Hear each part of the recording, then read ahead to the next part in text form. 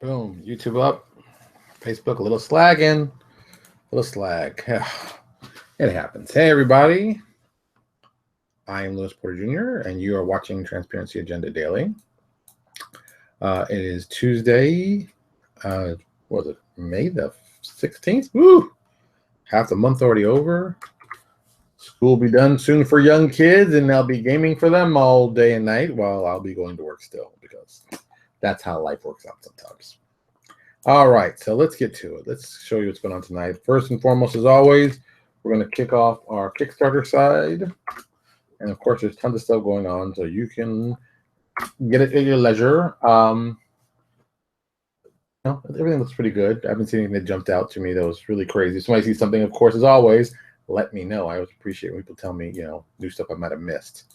But there's a lot of Kickstarters going on. There's a lot of Kickstarters going on out there. It's still popular. That Kickstarter stuff is still popular. I hear the young kids doing that.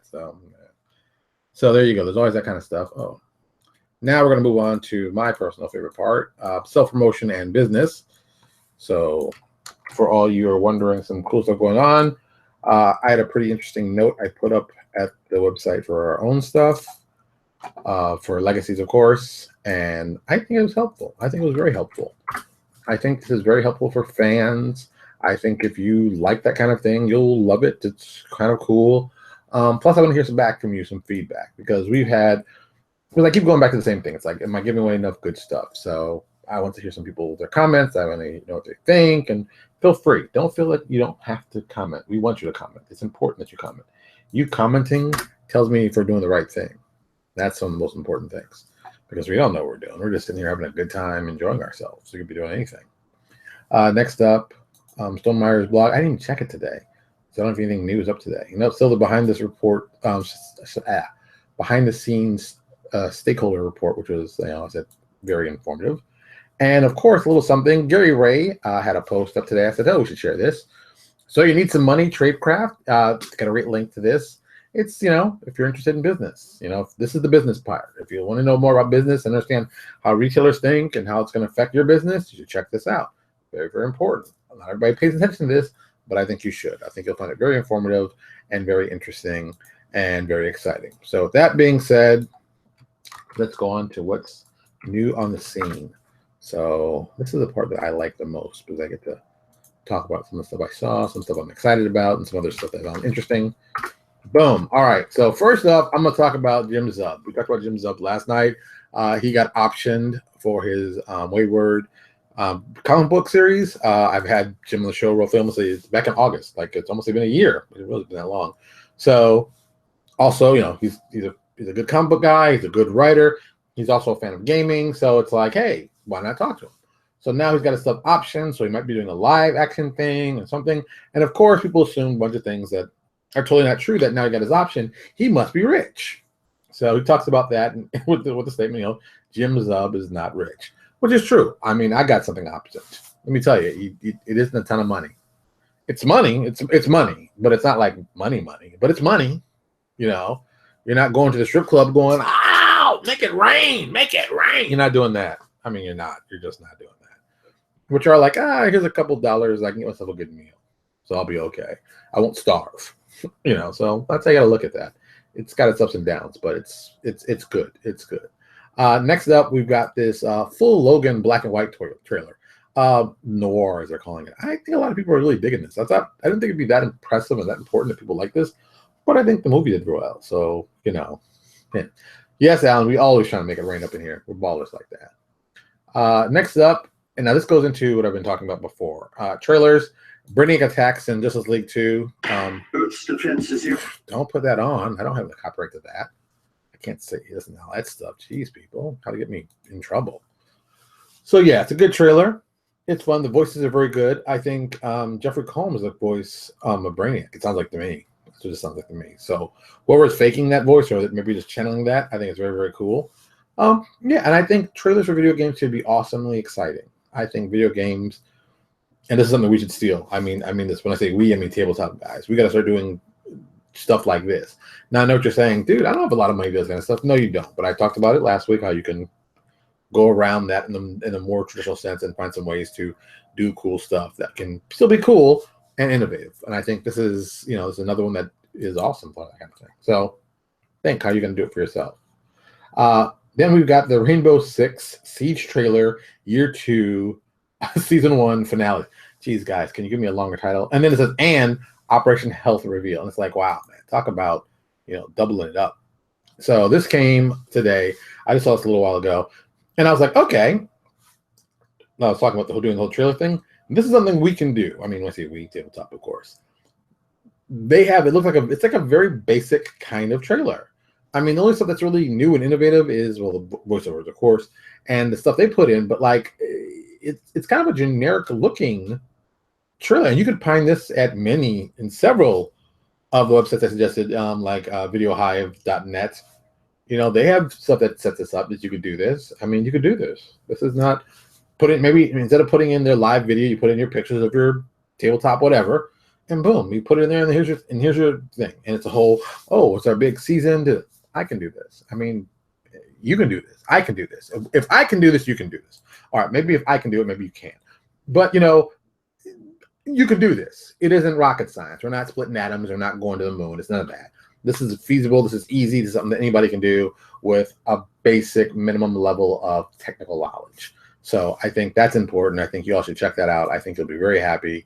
I mean, I was happy. So boom. That's why I put it up here. Next up, we've got our official Call of Duty Black Ops 3 8 Days of Undead trailer. Okay. The reason I picked this trailer, first of all, it's a good trailer. It's a good trailer. But my God, the dude says 8 Days of the Undead like 16 times. And it's great, but you hear it's a very hokey sound. And it's kind of cool. It's kind of grindhouse-ish. And I think this is another one. Cool, put together thing. Now, because of the nature, they have a lot more video and stuff. But you, as someone, you could do something like this. Here's a little idea. It's an idea you can steal from me. You can give it credit to me, whatever. Something that video games do constantly. That I'm always like, that's smart. Oh God, I can't think of the name of the video game right now. Not Blizzard. Overwatch. Overwatch did this, has been doing this, and I really like it. They've been setting their events to seasonal things. I've always said that's a great idea. You should have events based on either seasonal or holidays. If we're doing Independence Day, you should have an Independence Day based idea that you can push and promote. Halloween, of course, is always one for that. Just pick holidays that are big holidays where people usually aren't doing anything or something interesting. Give them something to do that time. 4th of July is tough because it's that, but you can give 4th of July. It's 4th of July. Black Friday, we used to do our sale on that, but whatever. Find some cool event that you can tie to a specific date that's a holiday and just keep doing it every year. And now you've got a big event that people look forward to. It's a great way to develop. It doesn't take much to do. It's not much brain power. It's, do you think these trailers will help set the tone of the setting? Alan, I think the trailers could set a lot of different tones. I think the trailers will set the excitement. The one I have for ours coming out isn't done, but it's like, you can do this. I mean, you can do this. It's not very difficult. It's relatively not that expensive. And if you do it right, it's just going to generate you more money. See, you got to stop thinking about these as, I'm spending money out. I don't know if I'm getting any money back. You're going to get money back in different ways. It's not going to be traditional. It's not going to be like a 1-for-1. It'll probably be more like a 10-for-1, but you won't see it because, advertising does not work as a straight line, which is sad to say, but it's true. It's very curved. A lot of things happen around it. Some things are influenced because of it, and these things happen. So if I was you, I would focus on ways how to make myself stand out from the crowd. And this is a great way to do it. Doing trailers for products or big releases, not a bad idea. Doing event-based stuff. Most people aren't doing that. That's not a bad idea. For a long time, we used to run the one-day sale. If you're a real old fan, you'll know about it. The joke was always, we ran a one-day sale that ran for 2 days. And the reason I did that is when I worked at Macy's, Macy's always has a one-day sale. It's like our one-day sale, preview day the day before. Because legally, you can't say one-day sale and have it for 2 days. So that was the way they always got around it. And I always thought it was the dumbest thing ever. I'm like, just call it a 2-day sale. It's like, no, we have a one-day sale, but a preview day the day before. Like that was people didn't know what that meant. I always thought it was ridiculous. So for myself, I was just like, look, I'm going to have a one-day sale that lasts for 2 days. You figure it out. You figure out what that math means. It ain't rocket science, but we can do that kind of stuff. We are in a creative field. We should be thinking of ways to do this and do it awesome. And it's easy to do. Well, it's relatively easy to do, but it's easy to do. We can figure this out. We're not stupid. We can figure this out very much so. And I think that most people should be figuring this out and should be focusing on this. Next up is something I've shared before, but maybe you haven't seen it. The Mercuryman Films, the individual who runs this company put out a series called Mercuryman. And it's a black and white kind of Buck Rogers feel thing he did. How long was it? 2 years ago. It's been that kind of time. And also, what made it cool, the Mercuryman got picked up by Sci-Fi. Sci-Fi ran it on their website. It's premiered. They ran it for a long, long time. It's a great idea. And it worked really cool. And I was like, hey, it's a cool idea. It's Buck Rogers. And what made it even cooler, he put him up on his website, his personal site, and then he was doing his behind the scenes. So you could get the director's notes and the original episode. And you can see how he did stuff, which I thought was brilliant. Then roughly about 6 months ago, he put another film called Echo Torch. And this one's in color. And it's another great piece of work he did. Great special effects. And you got to remember, this is like a one-man guy thing. So don't be telling me, oh, I can't do it. Oh, I don't know. Well, shut up. If this guy's doing movies, and I mean like legitimate. These are legitimate. Like Echo Torch is 20 minutes and 30 seconds long. The Mercurymen episodes are about 7.5 minutes for each one. Some less, some more. And he did 10 of those. I mean, so it's like you can do this. If this guy did it, you can do it. And the cool thing he did, I want to mention this because it's something, here's an idea we can steal from. Retro Man Videos. He did like a retro collectible glass, like drinking glass. Like, when you were kids back in the day in the 70s when they do that kind of stuff, he did his own version of that. He did a Mercurymen 8-bit video game movie. Well, not movie, video for like almost a minute. Well, it's 49 seconds. He did a Mercuryman retro commercial for cereal. He did a Mercuryman retro commercial for the Sunday movie. Remember, you got to be of a certain age to remember this. When CBS would do those specials and all. He did that. He thought it'd be a great idea. It'd be a great throwback. And he was right, because it was a great throwback idea. I love that he did that. I thought it was brilliant. You should check it out. I'm just saying, you should check it out. It's very smart. Also with that, he has behind the scenes videos. So he talks about how he storyboarded everything, how he mixed the visual effects. Even one that I thought was really, really amazing, really cool. This young kid, who's apparently he and his father watched it a lot. The young kid looks like he's probably like 4 or 5. Was a huge Mercuryman fan. So they went out and visited the kid at his house. The main character goes out dressed as himself, dressed as the main character, and this kid was all excited. It is so cutely adorable, but also brilliant. Let's not fool ourselves. It's brilliant because you're marketing to people. You're showing but that's also, there are some people going, wow, that's totally cool, man. They did it for that kid. That's awesome. Just stuff like that.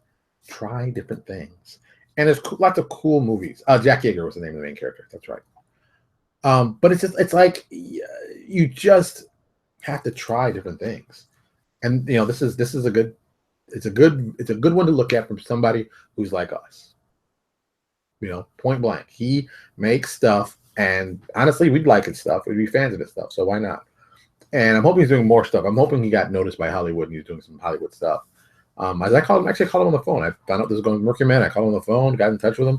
Very polite guy, Chris. I can't remember his last name for anything. This has been like a couple of years. But once again, he also, I know for a fact, he goes to Gen Con. He does the circuit.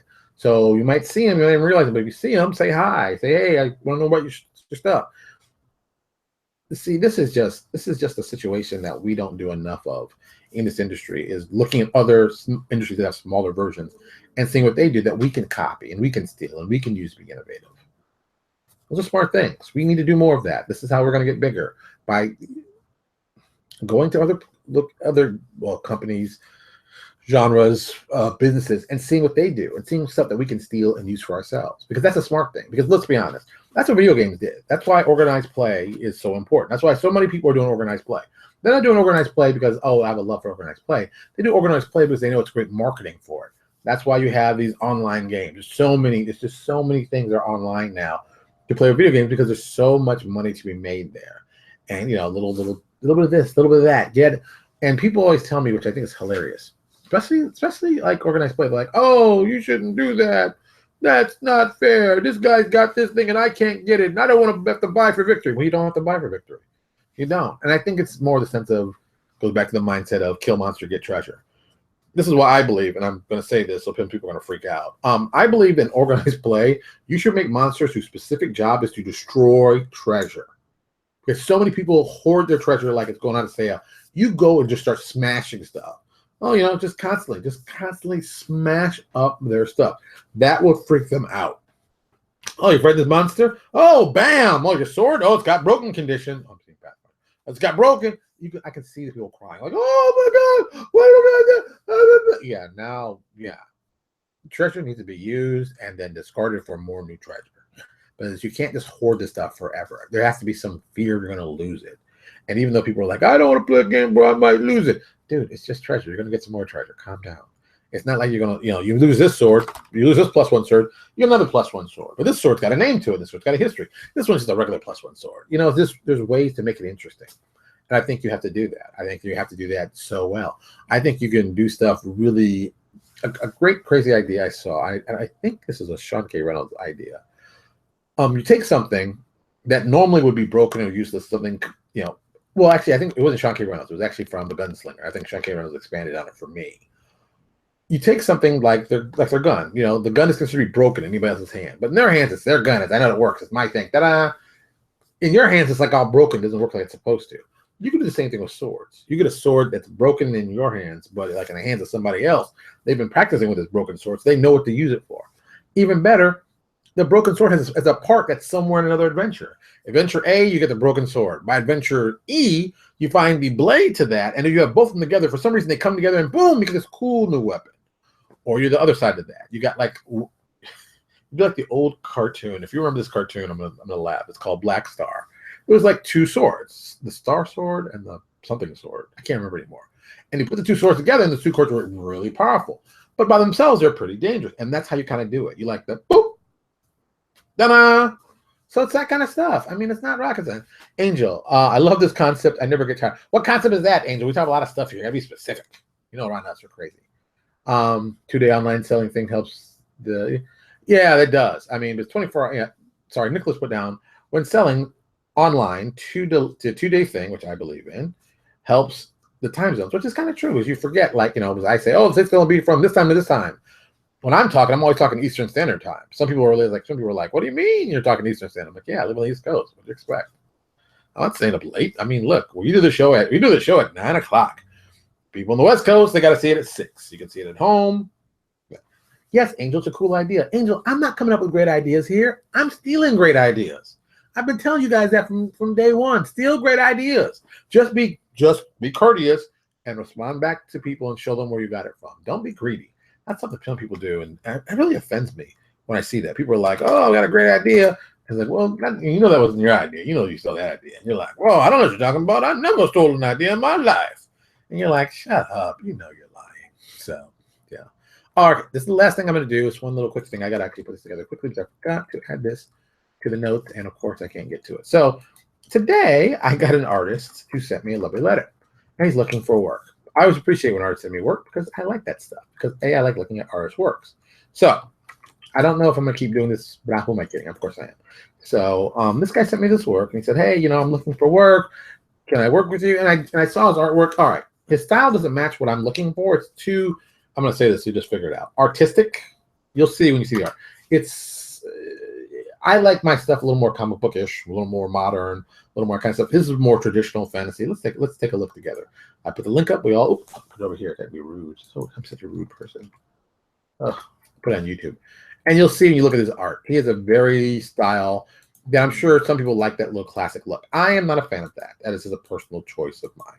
But his artwork is solid, and that's important. That's the important part. Your artwork's solid. You're halfway there. You can actually be on time for your stuff. Well, you've reached it. You are awesome. You are now a qualified artist. And so, like I said, not my venue or style, but I know a lot of people who like this style. So I decided, hey, I'll talk to this guy. Anthony, I'll mispronounce your name. Everybody knows I'm horrible with names. Morvain. I'm